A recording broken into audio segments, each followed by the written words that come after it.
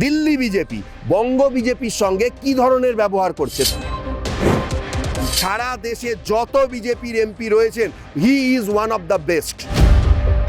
পশ্চিমবঙ্গের কাছে এটা বিশেষ কোনো ফ্যাক্টর হবে না। এখানে আমার ধারণা আবার তৃণমূলই আসবে, এটা বঙ্গ বিজেপিও জেনে গেছে। মমতা বন্দ্যোপাধ্যায়ের রাজনৈতিক ব্রেনের কাছে বঙ্গ বিজেপির যে কোনো নেতা, ইনক্লুডিং অভিজিৎ বন্দ্যোপাধ্যায়, এখন সবে হাঁটতে শিখেছে বা একটা শিশু। ভেতরে সে ওপরে সেটিং, আর বাইরে বাইরে দেখানো হচ্ছে যে আমরা দুজনের বিরোধী, এছাড়া আর কিছু নয়। এই আমি তৃণমূলের ক্যান্ডিডেটকে কেটে দিলাম, এইভাবেই আমি একদিন দাবার চালে আমি মমতা আর অভিষেককে কেটে দেবো, এই হচ্ছে তার গল্প। আমার সাথে রয়েছে কলকাতা হাইকোর্টের বিশিষ্ট আইনজীবী শ্রমিক বাগচি, তার কাছে সরাসরি চলে যাব। শিক্ষা দুর্নীতি নিয়ে অভিজিৎ গঙ্গোপাধ্যায় প্রচুর মন্তব্য নির্দেশ দিয়েছিলেন, কিন্তু এসআইআর নিয়ে অভিজিৎ বাবু কোথাও কি তার স্বপ্নভঙ্গ হয়ে গেছে বলে কি চুপ হয়ে গেছে? আমার তাই মনে হচ্ছে স্বপ্নভঙ্গ শুধু নয়, আমি বলবো যে অভিজিৎ বাবুকে অপমান করার অধিকার বঙ্গ বিজেপির কোন নেতা দিয়েছে বঙ্গ বিজেপিকে আমি সেটা জানি না। একজন হাইকোর্টের প্রাক্তন বিচারপতি, তাকে শুধু এমপি করার জন্য তার সিটিং জাজ থেকে যেভাবেই হোক তিনি জয়েন করেছেন, তাকে দেশের একটা কেন মন্ত্রী করা হবে না? আমি আপনার মাধ্যমে মাননীয় প্রধানমন্ত্রী এবং স্বরাষ্ট্রমন্ত্রীর কাছে সরাসরি এই প্রশ্নটা করতে চাই।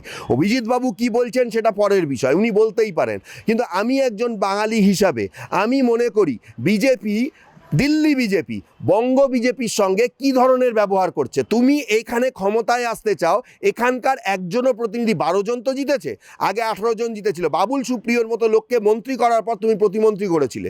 আমি মনে করি একজন ইন্টারন্যাশনাল গায়ককে তুমি এত বড় অসম্মান করেছিলে বলেই সে তোমার দল ছেড়েছে, আর কোনো কারণ ছিল না। যদিও সেটা খতিয়ে দেখার দায়িত্ব অন্যের। আমি মনে করি অভিজিৎ গঙ্গোপাধ্যায় তিনি একজন প্রতিবাদী লোক, সেটা তার বিচারক সত্তা থেকেই হোক অথবা তার রাজনৈতিক সত্তা থেকেই হোক। হয়তো উনি যেটা মুখে বলতে পারছেন না, আমি সাধারণ মানুষ, আমি বলতেই পারি। আমি সরাসরি দেশের প্রধানমন্ত্রীকে প্রশ্ন করতে চাই, একজন বিচারপতি, আমি মনে করি সারা দেশে যত বিজেপির এমপি রয়েছেন, he is one of the best.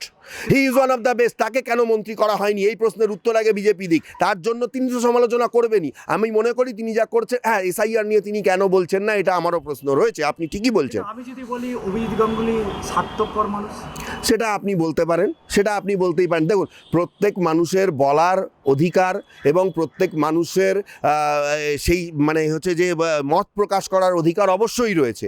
আপনি বলতে পারেন, আমার কাছে মনে হয়েছে যেটা সেটা আমি বলতে পারি। এটা নিয়ে অন্য বিষয়। তিনি যখন এজলাসে বসেছেন, বহু মামলা তিনি রায় দিয়েছেন, পার্থরা জেলে গেছে, মালিকরা জেলেও গেছে, বেরিয়ে এসছে। হ্যাঁ, তাহলে যদি মানুষের জন্য কাজ করতে হয়, তাহলে রাজনৈতিক দলটা ধরতে হলো কেন এক? দ্বিতীয়ত হচ্ছে তিনি কেন বেছে বিজেপিকেই বেছে নিলেন? কংগ্রেস ছিল, সিপিএম ছিল, তৃণমূলও ছিল, সেটা ঠিকই ছিল, তাহলে না। দেখুন, হ্যাঁ, এক্ষেত্রে আপনি বলতে পারেন, আমি দুটো জিনিস আমি তার তিনি কেন বিজেপিকে বেছে নিলেন এটার ব্যাখ্যা কিন্তু তিনি আপনাদের সামনে 1 বছর আগে দিয়েছিলেন। এটার ব্যাখ্যা আপনাদের চ্যানেলেই একদম লাইভ এটার ব্যাখ্যা দেখানো হয়েছিল। আমি জাস্ট একটুখানি এই যেখানে আমি আজকে দাঁড়িয়ে ইন্টারভিউ দিচ্ছি, ঠিক এইখানে দাঁড়িয়েই তিনি বিজেপিকে জয়েন করবেন বলে এইখানে আপনারাই তার ইন্টারভিউ করেছেন, প্রবাবলি আপনিই করেছিলেন। আমি আপনাকে সেই জবাবটা দিয়ে দিচ্ছি। এই সূর্য সেনের সামনে, মূর্তির সামনে দাঁড়িয়ে উনি বলেছিলেন যে আজকের ডেটে দাঁড়িয়ে আমি কোথাও টুল নিয়ে গিয়ে দাঁড়িয়ে যদি বলি যে আমি তোমার দল করব বা আমি নির্দল দাঁড়াবো, আজকের ডেটে সেটা সম্ভব নয়। এটা আমি ওনার ভার্সন বলছি। আজকের ডেটে সেটা সম্ভব নয়, কারণ আজকের ডেটে মানুষ চায় একটা কোনো ব্যাক সাপোর্ট। উনি সেখানে বলেছেন যে আমি বিচারপতি হিসাবে দেখেছি রাজ্য সরকার কিভাবে দুর্নীতির সাথে যুক্ত, তাই রাজ্য সরকারের সঙ্গে থাকার কোনো প্রশ্ন ওঠে না। আর হয়তো ওনার তৃণমূল এই সিপিএম কংগ্রেস সম্বন্ধে উনি সেরকম কিছু বলেননি, তবে উনি এটা বলেছিলেন যে সুভাষচন্দ্র বসু থেকে শুরু করে আরও কংগ্রেসের কিছু নেতার কথা বলেছিলেন। উনি জ্যোতি বসুর কথা বলেছিলেন, বুদ্ধবাবুর কথা বলেছিলেন। হ্যাঁ, উনি বলেছিলেন, কিন্তু উনি একবারও মমতা বন্দ্যোপাধ্যায় বা দেখুন বিজেপিতে উনি গেছেন, উনি কিন্তু নরেন্দ্র মোদীর নামও করেননি। সেই বক্তৃতায় উনি বলেছিলেন যে রাজনীতিতে সুভাষচন্দ্র বসু থেকে শুরু করে দেশের এত বড় বড় স্কলাররা এসেছেন, সেই রাজনীতিটা এত বিক্রি হয়ে যাচ্ছে কি করে।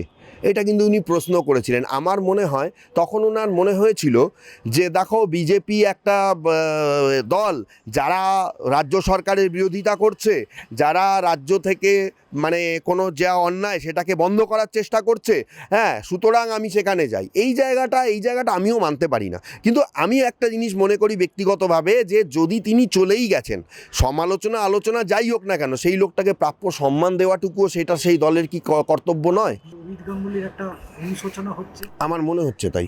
এখন তার কথাবার্তা দেখে আমার সম্পূর্ণভাবে তাই মনে হচ্ছে। এই যে এই বিস্ফোরক একদম কেন তিনি বলবেন না?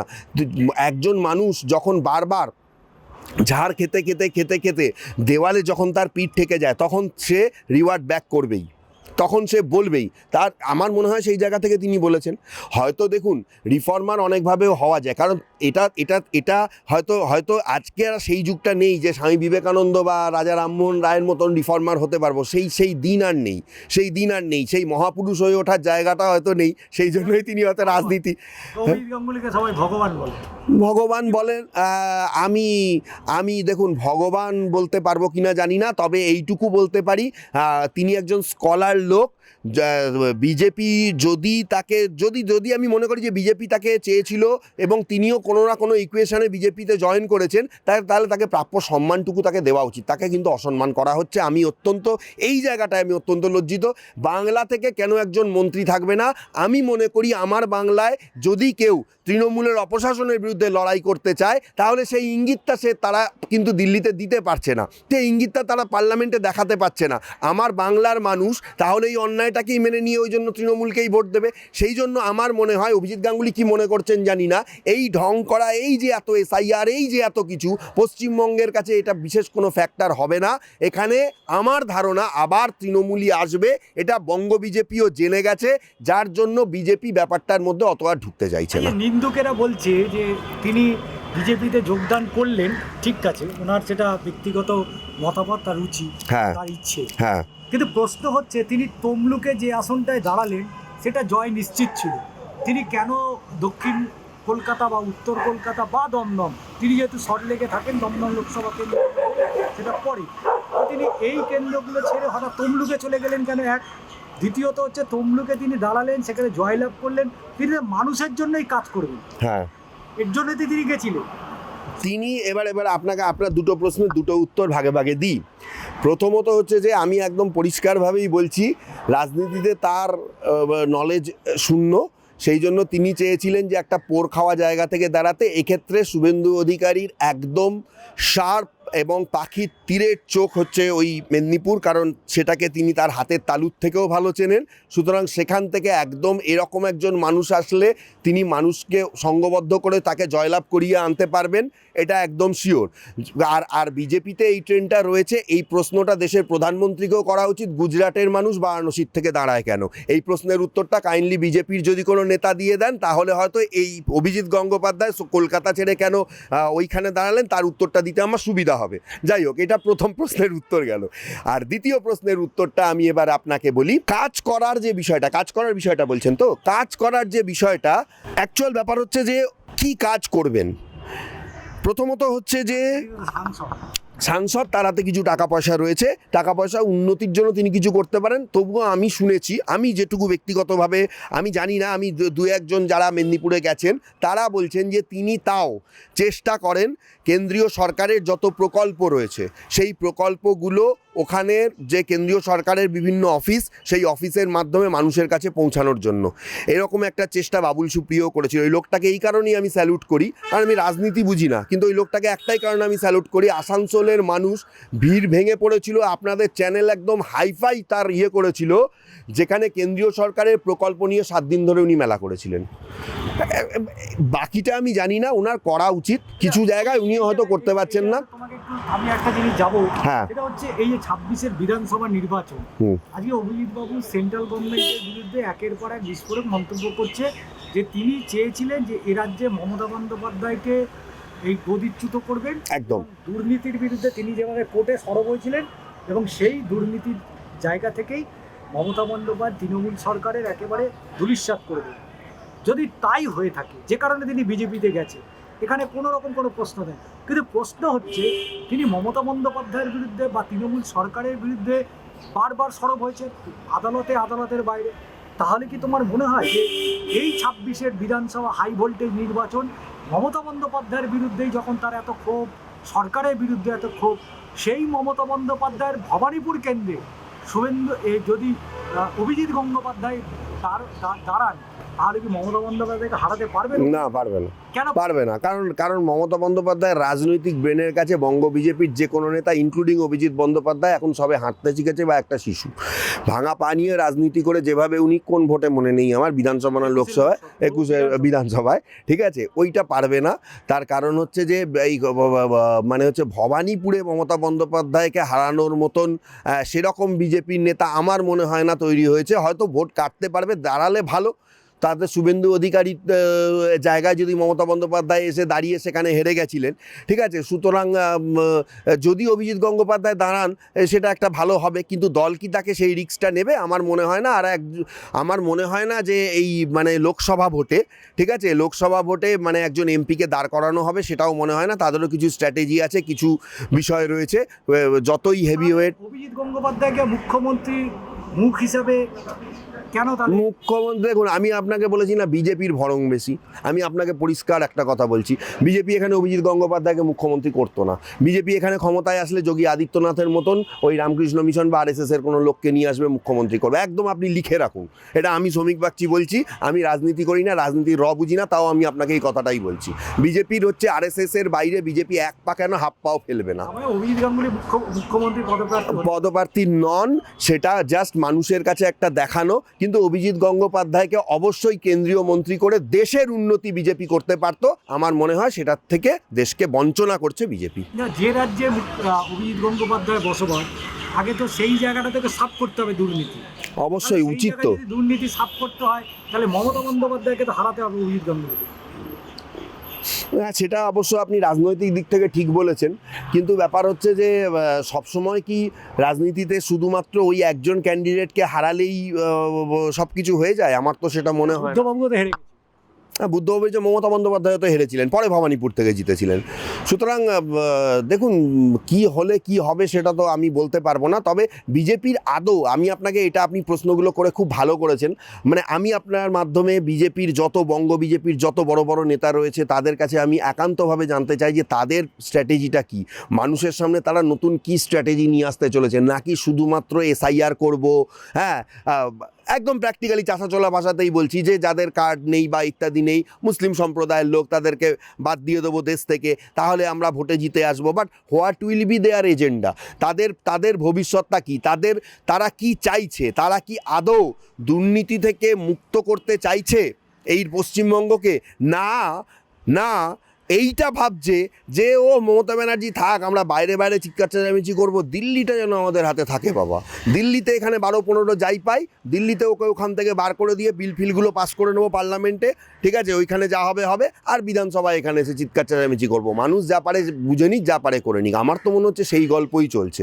ভেতরে সে ওপরে সেটিং, আর বাইরে দেখানো হচ্ছে যে আমরা দুজনের বিরোধী, এছাড়া আর কিছু নয়। শ্রমিক একজন কোর্টের আইনের ছাত্র, দীর্ঘদিন কলকাতা হাইকোর্টে প্র্যাকটিস করে। তোমার যারা সহকর্মী বা আজকে অভিজিৎ গাঙ্গুলি সবার থেকে অনেক সিনিয়র, তিনি কলকাতা হাইকোর্টে একজন বিচারপতি ছিলেন, তোমার কি মনে হয় না যে অভিজিৎ গাঙ্গুলিকে মুখ্যমন্ত্রী করলে রাজ্যের হয়তো ভালো হবে? খুবই ভালো হতো। কিন্তু বিজেপির লোকজন, আমি আপনাকে বলতে বাধ্য হচ্ছি, আমি নামটা বলবো না, এই হাইকোর্টেই বিজেপির কিছু যারা মানে খুব মানে বিজেপির বস টাইপের লোক আছে, তারা বলছে যে ও স্লো লোক, প্রধানমন্ত্রীর সঙ্গে বা বিজেপির পরবর্তী নেতাদের সঙ্গে চলতে পারবে না। মানে অনেকে বলছে আর কি, এই অভিজিৎ গাঙ্গুলির কথা বলছে, ওই জন্য ওকে মন্ত্রী করার কথা ভাবা হয়নি, এক। আর দ্বিতীয় হচ্ছে যে ওকে পরে টিকিট দেওয়া হবে কিনা ওটাও চিন্তা করা হবে। এখন এইসব কথাবার্তা বলছে, ও দল মনে করলে অনেক কিছুই করতে পারে, বাদ দিতে পারে। বিজেপি বড় দল, কোনো ব্যাপার না, আবার অভিজিৎ গাঙ্গুলি পাওয়া যাবে, এরকম অনেকে বলছেন বিজেপি। মানে দেখুন, আমার বক্তব্য হচ্ছে যে বিজেপি কিন্তু এই জিনিসটা বিজেপির মধ্যে রয়েছে। বিজেপি ওই যে RSS পন্থা, এবং হচ্ছে যে বিজেপির কিছু জিনিস, দেখুন আমি একটা কথা বলি, বিজেপির কিছু জিনিস কিন্তু মানুষ মানে কিভাবে মেনে নিচ্ছে বা কত দূর মানতে পারছে, এটা নিয়ে আমার কিন্তু আই এম ইন ডাউট। কারণ আমি যদি ওভারঅল বলি, মার খাওয়ার ভয় অর্ধেক জায়গায় এজেন্ট নেই, ঠিক আছে, ভোটের সময় আপনি একদম প্রত্যন্ত জায়গাগুলো গিয়ে দেখুন, মার খাওয়ার ভয় এজেন্ট নেই। আচ্ছা, প্রচারের সময় আমাদের এলাকায় প্রচার করেছে, বিজেপির ক্যান্ডিডেট প্রচার করছে, তিনি ফেসবুকে লিখছেন ক্রস দিয়ে, এই আমি তৃণমূলের ক্যান্ডিডেটকে কেটে দিলাম, এইভাবেই আমি একদিন দাবার চালে আমি মমতা আর অভিষেককে কেটে দেবো, এই হচ্ছে তার গল্প। এইভাবে প্রচার করে উনি ওই জন্য প্রায় জামানত জব্দ হওয়ার মতনই ভোট পেয়েছেন। এই এই এই গল্প হয়েছে। আর কিছু বিষয় হচ্ছে যে মানে হাসি লাগে, আমার হাসি লাগে। বিএলএ এই যে তৃণমূলের এই যে হোমওয়ার্ক, কিন্তু তার পাশে থাকার মতন জায়গাটা, মার খেলে হলেও তো মানুষের পাশে থাকতে হবে। অভিজিৎ গাঙ্গুলি কিন্তু এই কথাগুলো বলেছিল, কিন্তু উনি দেখছে একা মানুষ, তিনি কি করবেন যদি অন্যরা না চায়। তিনি তো বেঁচেই গেছিলেন ওই দলটায়, বেঁচে তো গেছিলেন, সিপিএম এ আজকে বিকাশবাবুর সাথে তার এত সম্পর্ক। যেতে পারতেন হয়তো। তিনি ভেবেছিলেন যে সিপিএম এর ওই খুঁটি এখন নড়বড়ে আছে, সে এখন যাওয়ার দরকার নেই, তার মানে হচ্ছে সিকিউর জায়গা খুঁজেছিলেন। কিন্তু সিকিউর জায়গা খোঁজাটাও যে তার খুব বড় অন্যায় ছিল আমি সেটা মনে করছি না। তার কারণ হচ্ছে যে বিজেপিও তো চেয়েছিল দুর্নীতিমুক্ত ভারতবর্ষ করতে। স্বচ্ছতা কি সেবা, স্বচ্ছতাই ভারত দেশের প্রধানমন্ত্রী সমস্ত জায়গায় বলে থাকেন। তাহলে এই রাজ্যের দুর্নীতিমুক্ত করার জন্য যে ব্যক্তিটাকে বিজেপি পেয়ে গেছিল বা এখনও বিজেপিতে রয়েছেন অভিজিৎ গাঙ্গুলি, সেই ব্যক্তিটাকে বিজেপি কাজে লাগাচ্ছে না কেন? শুধুমাত্র কেন্দ্রের সমালোচনা করার জন্য, নাকি বিজেপির ওপরে সেটিং আর বাইরে সবটাই লোক দেখানো? এই প্রশ্নের উত্তর কিন্তু এখনো পর্যন্ত আমি পাইনি। অবশ্যই এসআইআর থেকে অভিজিৎ গঙ্গোপাধ্যায় মুখ্যমন্ত্রীর পদপ্রার্থী হওয়া, একাধিক প্রশ্নের উত্তর আমাদের দিলেন কলকাতা হাইকোর্টের আইনজীবী শ্রমিক বাগচি। পরবর্তী ভিডিওর জন্য অপেক্ষা করুন। আরও এরকম বহু মানুষের সাথে আমরা কথা বলবো, তারা কি বলছেন এবং শেষ মুহূর্তে তাদের কি সিদ্ধান্ত, সমস্তটাই আপনারা সরাসরি দেখতে পাবেন আপনাদের চ্যানেলের মাধ্যমে।